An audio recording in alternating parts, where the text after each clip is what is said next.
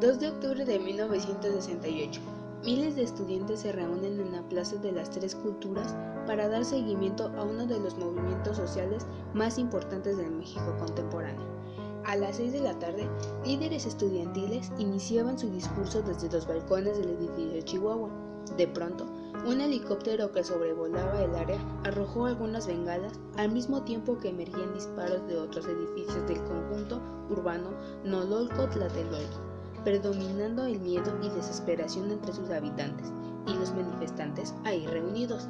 El resultado: muertos, heridos, detenidos y desaparecidos.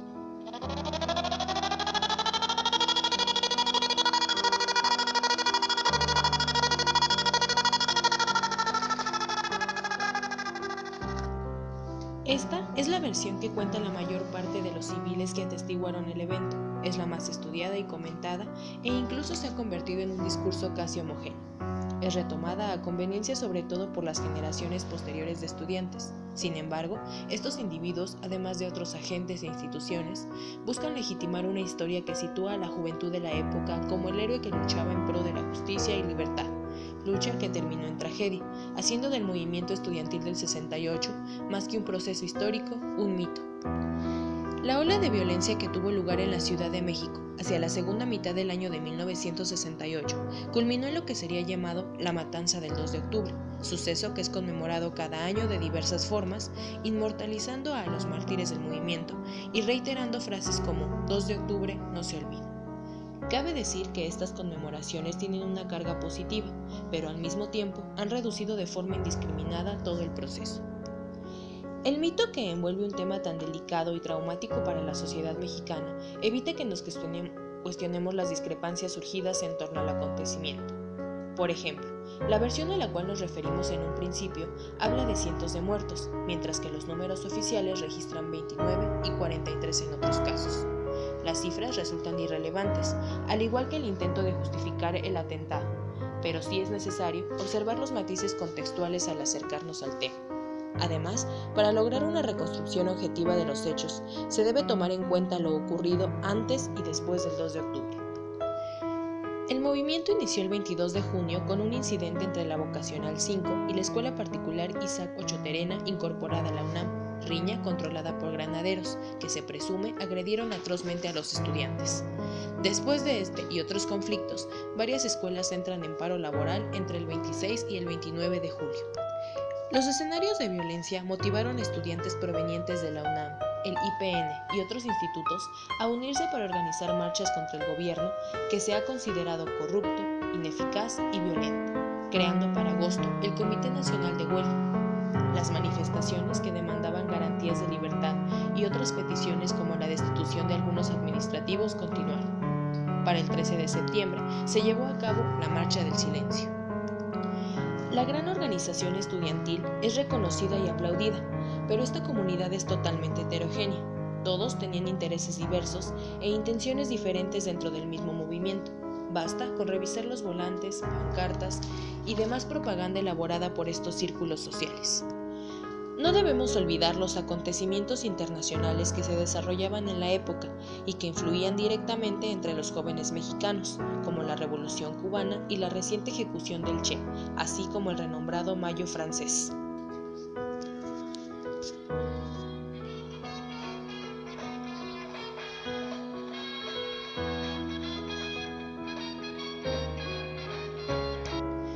No obstante, no puede asegurarse que toda la juventud se encontraba en guerra contra el gobierno. Los estudiantes caminaban por sendas distintas que son posibilidades de analizar el movimiento del 68 de una forma diferente. La década de los 60 mantenía a la juventud en otras ocupaciones alejadas de la participación política.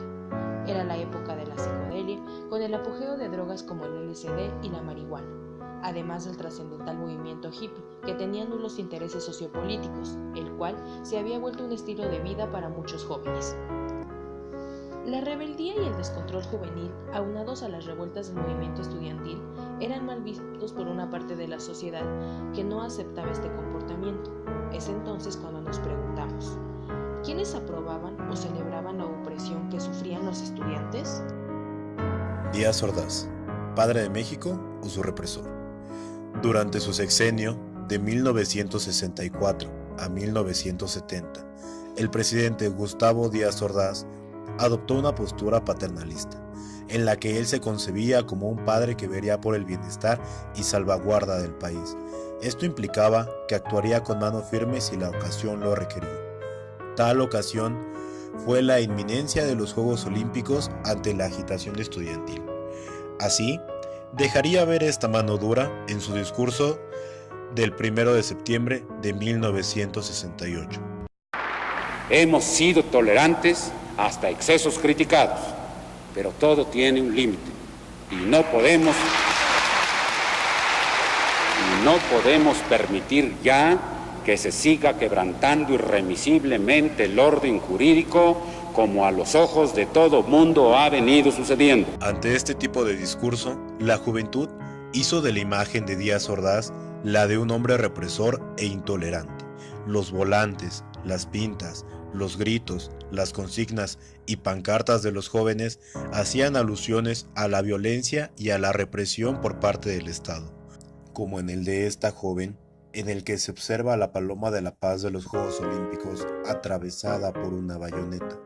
Se trataba de dos discursos que representaban a los actores implicados. La primera, la de salvaguardar de la nación y de los Juegos Olímpicos. La segunda, la denuncia de la represión y el autoritarismo.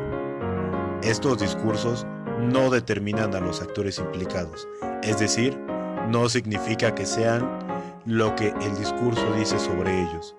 La relevancia histórica del discurso se encuentra en el testimonio que éste ofrece acerca de la acción y los intereses de determinados grupos o individuos.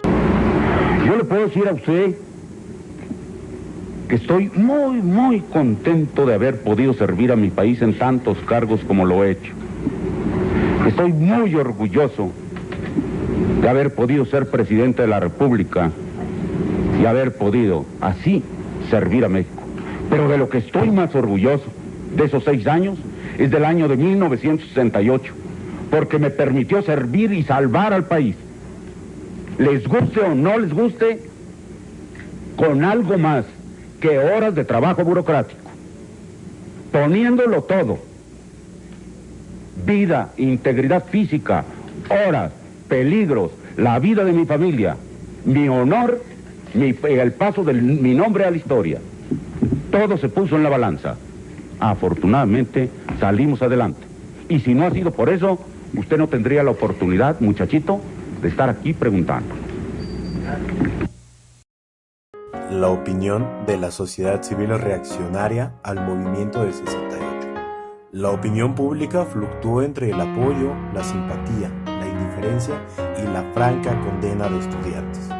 Personas o grupos que racionalizan y justifican las medidas, incluso el uso de violencia física del gobierno de Díaz Ordaz, contrarias al cumplimiento de las demandas estudiantiles. Los partícipes del momento conservador tendieron a interpretar la protesta estudiantil solo como un acto de indisciplina política y social, y no la consideran en ningún momento como un ejercicio de derechos constitucionales, políticos y cívicos de los estudiantes y sus aliados. Rebeca, 34 años, secretaria y asistente dentista. Vi en su carita el dolor, el sentimiento. Es duro e hiriente sentirse injuriado. Hay esperanza. No tenga usted cuidado con esos insultos, pues a uno le da más brillo. Yo también me he sentido lastimada horriblemente, incluso calumniada. Las personas me avientan insultos por la calle porque soy fea y gorda. Ay, Señor, le ruego que si en sus venerables manos está, ponga paz en los ánimos de estos jóvenes, en parte alocados. Constantin Paul Lent, ingeniero mecánico de Nueva York. Es imperativo que la ley y el orden sean restaurados en la ciudad y que los disturbios de los estudiantes terminen. Los disturbios tienen un origen sexual. El gobierno de la Ciudad de México debe aprobar una ley que impida el uso de minifalda durante los Juegos Olímpicos. A las mujeres se les obliga a cubrirse la cabeza para asistir a misa, pero al mismo tiempo se hace caso omiso cuando muestran sus nalgas a los sacerdotes en la iglesia. La literatura y el cine de nuestros días tienen una influencia grave sobre los jóvenes y sus conductas. Salvador Abascal. Lo felicitamos, mis 11 hijos, mi esposa y su servidor, por la entrada del ejército a Ciudad Universitaria. Los obreros y empleados de la editorial JUS en que trabajo lo aplauden. Como mexicanos lo celebramos. Julio Monteverde Varela. El pandillerismo es un cáncer enquistado en el seno de la patria. Está comiendo las raíces de nuestra sociedad y son un nefasto ejemplo para las futuras generaciones. Señor López. Intereses mezquinos de extranjeros y nacionales han provocado los vergonzosos actos en contra de México, de los que todos hemos sido testigos. Se ha pretendido demoler lo que el progreso de los últimos 40 años logró. Gracias a nuestra estabilidad política, económica y social, las intenciones han sido perversas y muestran la deshumanización de estos agitadores, quienes deben ser catalogados como seres inferiores. Todavía dudando si acercarse o no, si era un movimiento comunista como decía el gobierno, si la CIA estaba metida, la gente se atrevía a creer a los estudiantes en su protesta, en su quema de camiones, en su rapto de autobuses. Era duro, la opinión pública aún estaba en contra de ellos. Lo que veía eran choferes disgustados que les mentaban la madre a los estudiantes. Los choferes solo protegían su camión, que era su manera de ganarse la vida. La mitificación de la protesta estudiantil de 1968 tiende a disminuir o distorsionar su impacto sobre sectores de la sociedad no vinculados de manera estrecha con el mundo de la educación superior o con ciertas formas de entender la política o ciertas miradas ideológicas más o menos estructuradas.